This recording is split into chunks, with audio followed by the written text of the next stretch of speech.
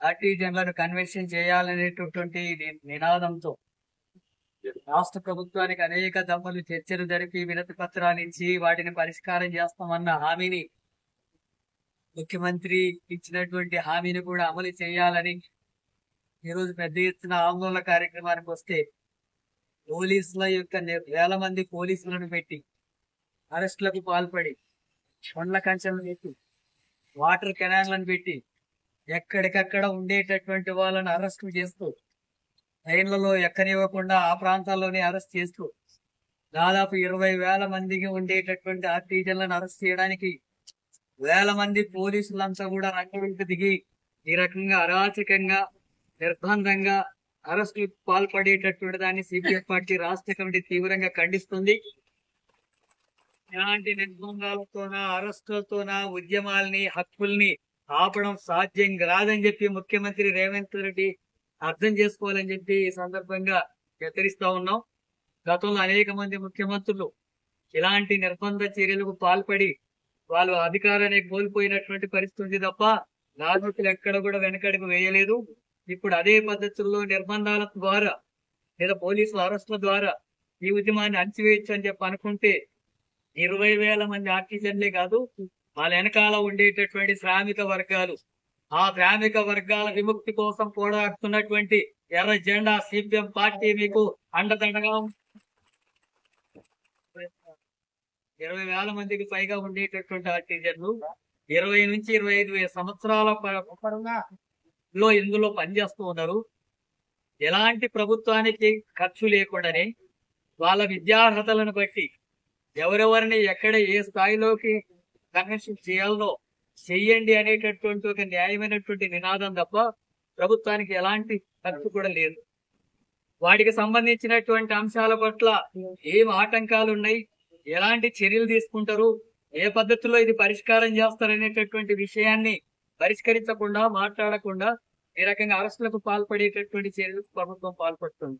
వాస్తవానికి ఏంటి, ఇక్కడ అంతా కూడా శాంతియుతంగా విద్యుత్ సౌధ దగ్గర కూర్చొని ఇన్ని రోజులు అవుతుంది మా సమస్యలు చెప్తుంటే పరిష్కారం జరగడం లేదు, అందుకే ప్రభుత్వం జోక్యం చేసుకుని వెంటనే పరిష్కరించాలని చెప్పి శాంతియుతంగానే కదా మీరంతా వచ్చింది. చర్చలు కావాలనే కదా మీరంతా వచ్చింది. ఇది పరిష్కారం కావాలని చెప్పే కదా ప్రభుత్వం ఆ రకమైనటువంటి చర్యలు తీసుకుంటుందని అనేక సంవత్సరాల నుంచి ఆందోళన పడుతున్నటువంటి మీరు మీ జీవిత భద్రత కోసం, మీ కుటుంబాల భద్రత కోసం, మీ పిల్లల భవిష్యత్తు కోసం మాకు కూడా మినిమం ఇలాంటి హక్కులు ఉండాలా, దానికి కన్విన్సింగ్ చేయండి అని చెప్పి అధికారుల దగ్గరికి వస్తే, ప్రభుత్వం దగ్గరికి వస్తే, ముఖ్యమంత్రి దగ్గరికి వస్తే మాట్లాడకుండా, చర్చించకుండా, ఎలాంటి పరిష్కారం చేస్తామో కూడా చెప్పకుండా పోలీసులను పెట్టి అడ్డుకుంటారా? ఇదేనా ప్రభుత్వ విధానం? ఇదేనా శ్రామిక వర్గంతో కార్మికులతో వ్యవహరించాల్సినటువంటి పద్ధతి? పెద్ద పెద్ద వాళ్ళు, కోటీశ్వర్లు, ధనిక వర్గాలు ఈ రాష్ట్రాన్ని దేశాన్ని దోపిడీ చేయడానికి వచ్చిన వాళ్ళనేమో వాళ్ళందరూ కూడా ఆహ్వానించి వాళ్ళకి అన్ని రకాల ఏర్పాట్లు చేసి ఈ దోపిడీకి పాల్పడతారు. వీటిని ప్రైవేటీకరణ చేయడానికి సహకరిస్తారు, ఈ రంగాల్ని దోచుకోవడానికి సహకరిస్తారు. కానీ హక్కుల కోసం పోరాడుతున్నటువంటి కార్మికుల సమస్యలతో వాళ్ళతో చర్చించకుండా, పరిష్కరించకుండా ఇలాంటి పద్ధతిని అనుసరిస్తే ప్రభుత్వం తగిన మూల్యం చెల్లించుకోవాల్సి వస్తుందని చెప్పి ముఖ్యమంత్రిని హెచ్చరిస్తున్నాను.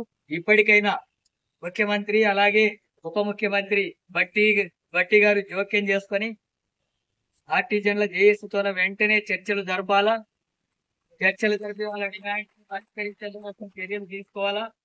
ఆ రకమైనటువంటి పరిష్కారం జరగకుండా కాలయాపన చేసి పోలీసుల మీద ఆధారపడి ఈ ఉద్యమాన్ని అణచివేస్తాం అనుకుంటే జేఏసీ ఆ రకంగా సాధ్యం కాదు అణచివేయడానికి అనేటటువంటి ఈ రోజు కార్యక్రమంతోనే మీరంతా కూడా స్పష్టం చేశారు.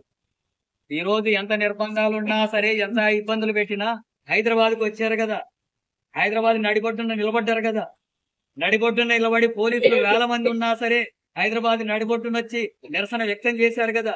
పోలీస్ స్టేషన్ లో పెడితే భయపడడం లేదు కదా, గట్టిగా నిలబడి మళ్ళీ పోరాడడానికి సన్నద్ధం అవుతామని చెప్పి తయారవుతున్నారు కదా. ఆ విషయాన్ని ముఖ్యమంత్రి అర్థం చేసుకోవాలని చెప్పి తెలియజేస్తున్నారు. ఇప్పటికైనా చర్చలు జరిపి పరిష్కరించకపోతే, ఈ పోరాటం శాంతియుతంగా జరిగితే, చర్చల ద్వారా పరిష్కారం కాదంటే ప్రభుత్వం ఆ రకంగా ఉండదు, ముఖ్యమంత్రి ఆ రకంగా ఉండదు అనుకుంటే ఈ పోరాట రూపం మరో రూపంగా ఆలోచిస్తుంది. ఇంకో ఆ రూపంలో ఆందోళన జరిగితే ప్రభుత్వం స్తంభించిపోయే పరిస్థితి వస్తుంది, శాసనసభ సమావేశాలు జరగని పరిస్థితి వస్తుంది. ప్రజలు కూడా ప్రభుత్వం మీద తిరగబడాల్సినటువంటి పరిస్థితి వస్తుంది. వీరు అనుకున్నటువంటి పద్ధతుల్లో నిరసన కార్యక్రమానికి ఆందోళన కార్యక్రమాలకు పూనుకుంటే ప్రభుత్వం అంతకంటే ప్రజా వ్యతిరేకతకు గురై ఇబ్బందులు పడాల్సినటువంటి పరిస్థితి వస్తుంది.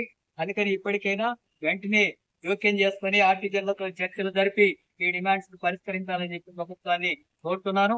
ఆ సమస్య పరిష్కరించకపోతే వీరు చేసేటటువంటి ఏ ఆందోళనకైనా, ఎలాంటి పోరాటానికైనా, ఎలాంటి ఉద్యమాలు మీరు తీసుకున్నా సరే తప్పకుండా ఎర్ర జెండా సిపిఎం పార్టీ మీకు అడుగు అడుగున మీకు అండగా ఉంటుంది. సిపిఎం పార్టీ పుట్టిందే శ్రామిక వర్గాల కోసం, ఇదేమి భూస్వాముల కోసం, పోటీదారుల కోసం, పెట్టుబడిదారుల కోసం, దోపిడీదారుల కోసం పుట్టినటువంటి పార్టీ కాదు ఇది. కేవలం కార్మిక వర్గం కోసం, కూలీల కోసం, పేదవాళ్ళ కోసం, రైతుల కోసం, వాళ్ళ విముక్తి కోసమే పోరాడుతున్నటువంటి పార్టీ ఇది. ఆ కార్మికులకే ఇబ్బంది కలుగుతుందంటే, ఆ కార్మికుల్ని అరెస్టు చేస్తామంటే, ఆ కార్మికుల యొక్క హక్కుల్ని కాల రాస్తామంటే ముఖ్యమంత్రి కాదు ఇంకా వాళ్ళ జేజమ్మ ఎవడు అడ్డం వచ్చినా ఎర్ర జెండా వాళ్ళ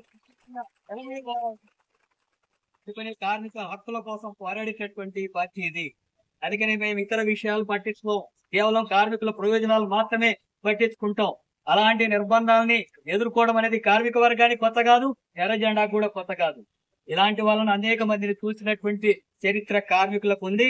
అందుకని విద్యుత్ ఆర్టిజన్ల ద్వారా ఈ రకమైనటువంటి చర్య ప్రభుత్వం తీసుకోదలుచుకుంటే, అలాంటి తిరుగుబాటును, అలాంటి వ్యతిరేకతను ప్రభుత్వం తీసుకోదలుచుకుంటే తీవ్రమైనటువంటి నష్టానికి రాష్ట్ర ప్రభుత్వం గురవుతుంది.